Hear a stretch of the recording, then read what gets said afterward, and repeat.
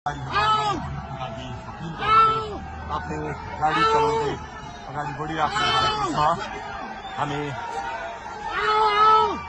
दुर्गा प्रसादसँगै अगाडि बढिरहेका छौँ। यहाँ निकै ठुलो मात्रामा युवाहरूको उपस्थिति देख्न सकिन्छ।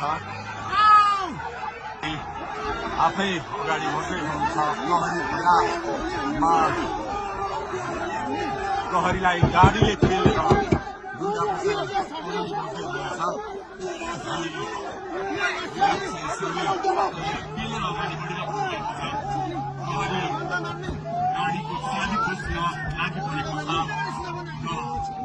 दुर्गा प्रसादले प्रहरीको क्लियर तोडिसक्नु भएको छ र अब अगाडि सशस्त्र प्रहरीको टोली रहेको छ। उहाँ विराम गरिरहेको छ। तपाईँ देख्न सक्नुहुन्छ दुर्गा प्रसाईको गाडीलाई प्रहरीले रोकिराखेको अवस्था। उहाँले यो प्रहरीका सम्पूर्ण सुरक्षा घेरा तोडेर दुर्गा प्रसाई अगाडि बढ्नु भएको छ र यति बेला किनखुनेको यो तोडेर दुर्गा प्रसाई अगाडि बढिराख्नु भएको छ। हामी दृश्य देख्न सक्छौँ।